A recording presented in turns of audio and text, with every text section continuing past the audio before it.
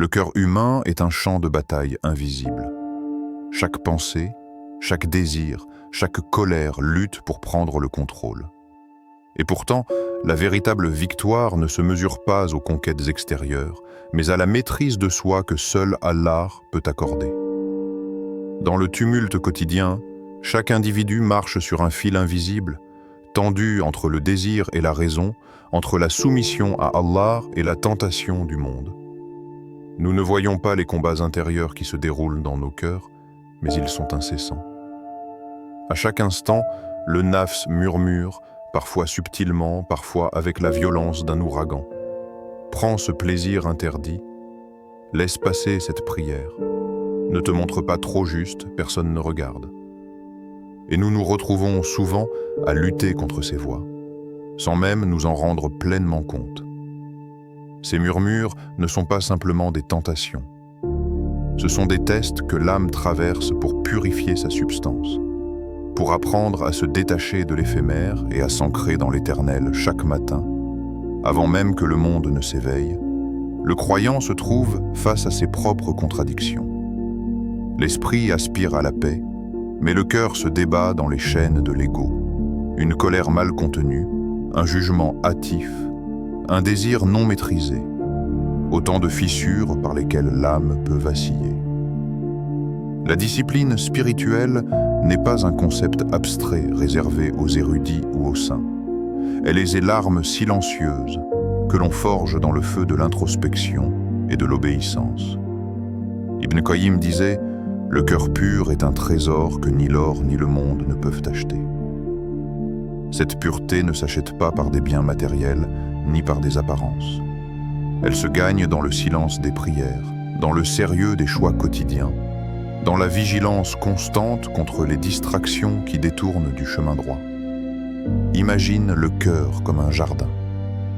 Chaque pensée négative, chaque rancune, chaque excès d'ego est une mauvaise herbe qui menace de l'étouffer. Sans discipline, ce jardin devient sauvage, imprévisible. Et le parfum de la foi s'y perd, mais quand l'âme apprend à observer ses penchants, à réprimer ses impulsions destructrices, chaque acte de patience, chaque effort pour faire le bien devient une graine qui fleurit, une lumière qui éclaire l'obscurité intérieure. Même les plus petits actes, un sourire sincère, une parole apaisante, une prière accomplie avec concentration, participent à cette purification et renforcent la structure invisible de l'âme. Le monde extérieur est souvent fascinant par ses éclats, ses distractions, ses promesses de satisfaction immédiate. Mais cette fascination est un leurre. Elle épuise l'âme, la fragilise et éloigne du rappel d'Allah. L'ego subtilement prend le contrôle, nous faisant croire que le vrai pouvoir réside dans l'acquisition, la reconnaissance ou la domination sur autrui. Mais le véritable pouvoir se mesure dans la capacité à se maîtriser, à écouter la voix de la conscience, à répondre aux épreuves avec patience et discernement. Les grands savants ont enseigné que l'âme qui se connaît et qui se réforme est plus précieuse que tout trésor terrestre. Ainsi, dans chaque geste, chaque pensée, chaque lutte silencieuse, l'âme se forge. Ce n'est pas une bataille spectaculaire que l'on voit dans le monde, mais une guerre intérieure, où le courage véritable consiste à se tenir ferme contre soi-même, à dompter le nafs, à construire une discipline qui, jour après jour, transforme la faiblesse en force, le tumulte en quiétude. L'âme disciplinée n'est pas seulement résistante, elle est lumineuse, capable de briller même dans l'obscurité la plus profonde. Les mots du Coran ne sont pas de simples lettres assemblées pour remplir un espace sur une page. Ils sont des flèches lancées directement vers le cœur, des lumières perçant l'obscurité intérieure, des guides pour l'âme perdue dans le tumulte du monde. En vérité, c'est dans le rappel d'Allah que les cœurs trouvent la quiétude. Sourate Ar-Ra'd 28. Laissez ces mots s'imprégner dans votre conscience. La quiétude n'est pas une absence de bruit extérieur, ni une sensation passagère de calme. Elle est la paix qui naît lorsque l'âme reconnaît sa dépendance totale à Allah. Lorsqu'elle se détache de l'illusion que le monde et ses distractions peuvent combler ce vide intérieur. Dans chaque souffle, le croyant peut choisir de tourner son esprit vers Allah, de réciter son nom, de méditer sur ses promesses. Le dhikr n'est pas seulement un rituel, c'est une communion silencieuse qui purifie, qui élève, qui transforme. Lorsque le cœur s'éveille au rappel d'Allah, les chaînes invisibles de la peur, de l'angoisse et de l'ego commencent à se briser. Le tumulte intérieur cède, ne laissant place qu'à la lumière du divin, à cette force qui dépasse tout ce que l'homme peut imaginer. Quiconque place sa confiance en Allah, il lui suffira. Sourate At-Talaq 3. Ces paroles résonnent comme un écho éternel dans la conscience de ceux qui ont vécu la fragilité humaine. Combien de fois avons-nous tenté de porter seuls nos fardeaux, de chercher des solutions dans des mains humaines qui tremblent autant que les nôtres? La confiance en Allah n'est pas un simple mot, c'est un acte de courage, un abandon total de l'illusion du contrôle, une soumission qui libère l'âme. Quand la confiance devient sincère, chaque difficulté devient un pont, chaque épreuve un enseignement, chaque douleur une purification. Le pouvoir véritable ne réside pas dans la richesse, la renommée, ni dans la maîtrise du monde. Il réside dans l'obéissance, dans le rappel constant, dans la certitude que l'univers, dans sa complexité, est orchestré par celui qui connaît ce que nous ignorons. Ibn Taymiyyah disait que l'homme faible n'est pas celui qui tombe, mais celui qui refuse de se lever avec foi après la chute. Ainsi, chaque invocation, chaque prière sincère, chaque effort pour rester sur la voie droite devient un acte de puissance invisible. Fermez les yeux un instant et sentez la profondeur de ces versets. Laissez la répétition de leur sens imprégner chaque battement de cœur. La sérénité promise n'est pas un état temporaire, mais un état spirituel. Une lumière permanente pour celui qui accepte de dépendre d'Allah. La quiétude ne se mesure pas par l'absence de difficultés, mais par la force que le cœur reçoit lorsqu'il se tourne vers celui qui suffit à toutes choses. Chaque rappel, chaque souffle d'invocation, chaque instant de confiance est une semence de lumière plantée dans le jardin du cœur. Le croyant apprend alors que le monde n'est qu'un miroir, que les épreuves sont des échos de sa propre âme et que la véritable force se trouve uniquement dans la proximité avec Allah. Ces versets deviennent des compagnons silencieux, des murailles invisibles contre le tumulte intérieur, des flambeaux illuminant le chemin vers une paix que rien d'autre ne peut offrir. Fermez un instant les yeux et écoute le silence qui t'entoure. Dans ce silence, ton cœur parle, et parfois, il dit des vérités que tu redoutes d'entendre. As-tu dompté ton ego, ou est-ce lui qui te domine? Cette question n'est pas un simple exercice intellectuel. Elle est une lumière qui met à nu les recoins de ton âme. Combien de décisions as-tu prises en fonction de ton image, de ton orgueil, de la peur d'être jugé? Combien de paroles as-tu prononcées pour impressionner, pour te valoriser, pour contrôler la perception des autres, plutôt que pour refléter la vérité de ton cœur? L'ego est subtil. Il s'infiltre dans chaque geste, chaque mot, chaque pensée, transformant même les bonnes intentions en chaînes invisibles.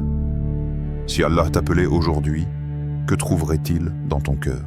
Pose-toi cette question avec toute la sincérité que tu peux rassembler. Le monde t'a-t-il éloigné de la lumière de ton Créateur? Les distractions, les désirs, les rancunes, les regrets, tout cela remplit ton âme de poussière. Que restera-t-il de toi si ce moment venait sans avertissement? Les trésors de ce monde, les honneurs, les relations, les succès, tout cela s'évanouira comme un souffle. Ce qui restera, ce sont tes intentions, tes actions, guidées par la foi, ta capacité à t'élever au-dessus de l'ego, à purifier ton cœur, à placer ta confiance en Allah. Que restera-t-il de tes paroles au jour du jugement?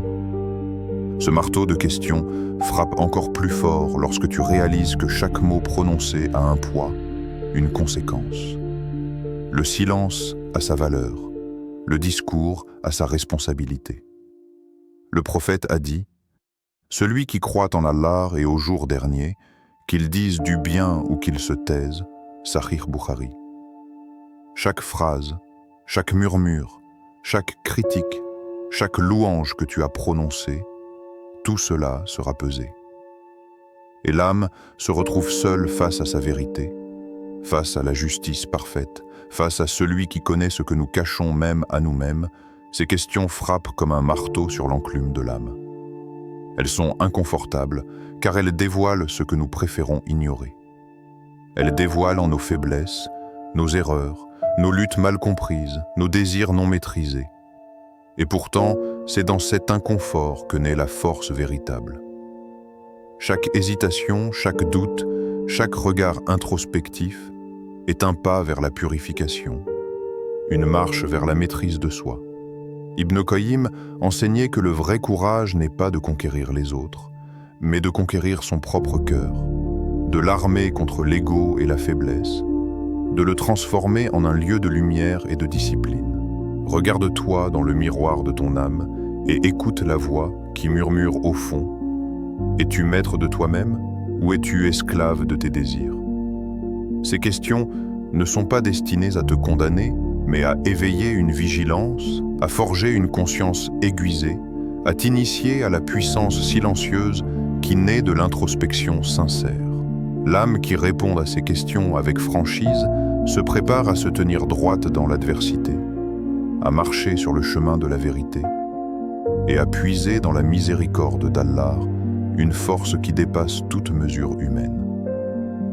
Les pages de l'histoire musulmane sont remplies d'exemples où la véritable grandeur ne se mesurait pas par la richesse ou le pouvoir, mais par la maîtrise de soi, la patience et la justice. Les califes bien guidés, radiyallahu anhum, ont incarné cette force silencieuse.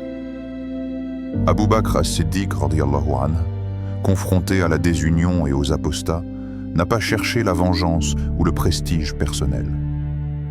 Il a agi avec sagesse et persévérance, guidé par la volonté d'Allah, démontrant que la véritable autorité repose sur la justice et la droiture, non sur la peur ou l'intimidation.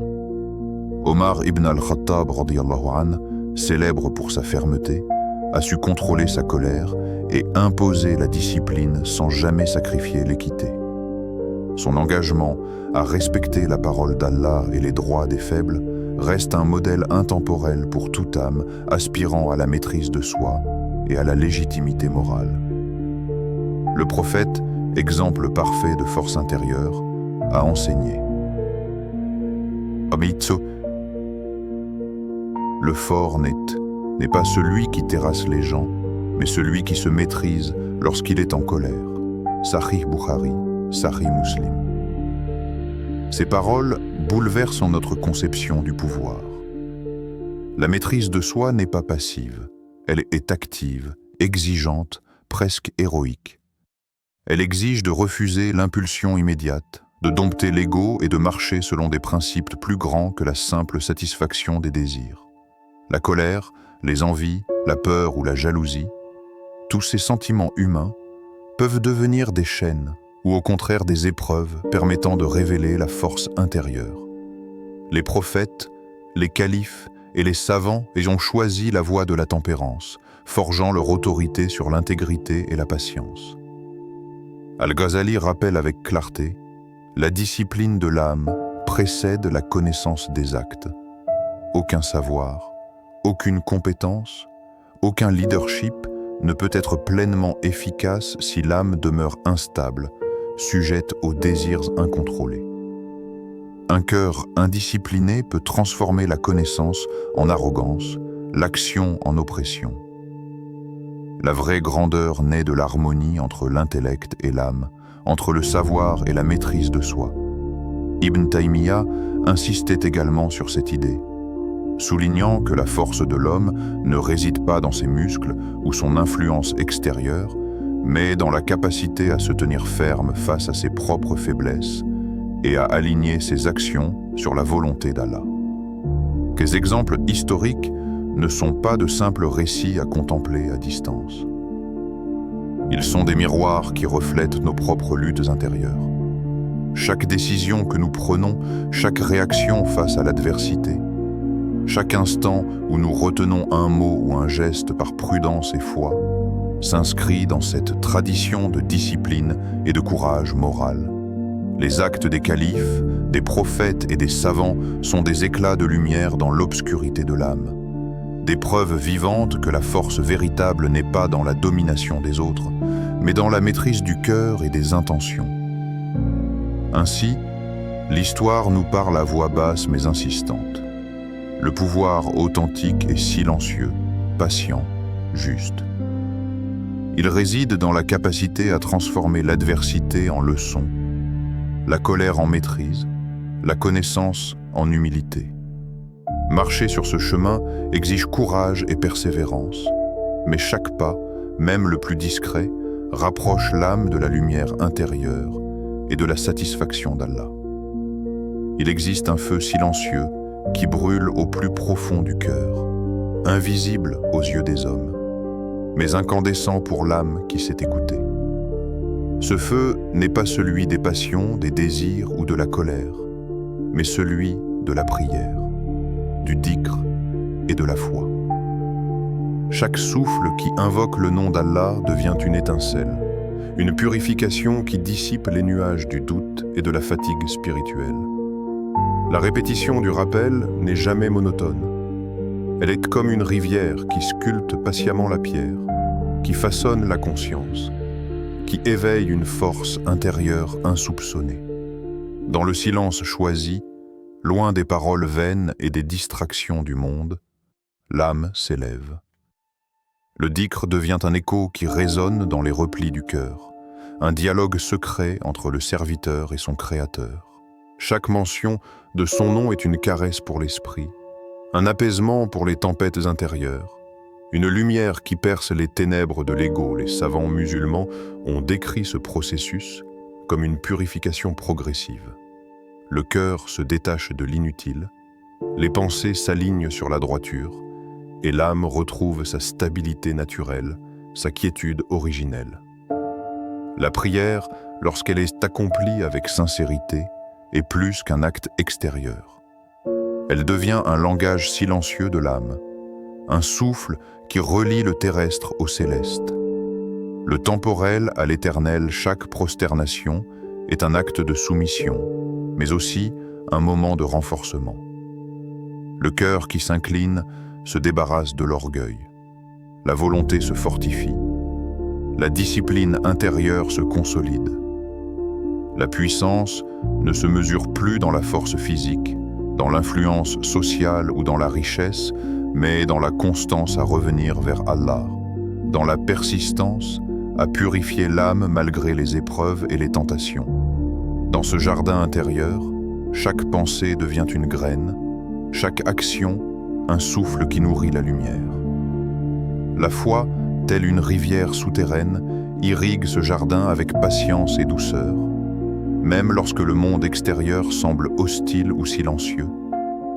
La force véritable ne se voit pas dans les gestes spectaculaires, mais dans cette intimité profonde entre le serviteur et Allah. Elle est dans la constance de l'invocation, dans la vigilance de l'esprit, dans l'attention portée à chaque acte, si petit soit-il, qui rapproche du divin. Ibn Qayyim disait que l'âme est comme un métal brut. Seule la flamme du rappel, la discipline de la prière et la constance dans la foi peuvent la transformer en or pur. Al-Ghazali ajoutait que la beauté de l'âme réside dans son élévation vers Allah, dans son silence réfléchi, dans sa capacité à accueillir chaque épreuve comme un outil de purification. Chaque souffle, chaque regard tourné vers le divin, chaque mot retenu devient une pierre qui bâtit une forteresse intérieure. Dans cette méditation poétique, le monde s'efface. Les soucis s'éloignent. Il ne reste que le rythme du cœur qui se soumet, la lumière du rappel qui éclaire l'ombre, et cette certitude silencieuse que la véritable force n'a pas besoin d'être montrée, car elle résonne dans l'intimité du cœur, là où Allah se trouve, là où l'âme se forge pour l'éternité. Ne laisse pas ton ego guider tes pas. Cherche la maîtrise de toi-même. Approche le rappel d'Allah avec humilité, que tes paroles et tes actes soient des échos de ta foi. Comme le disait Ibn Taymiyyah, la patience est la clé de toutes les victoires.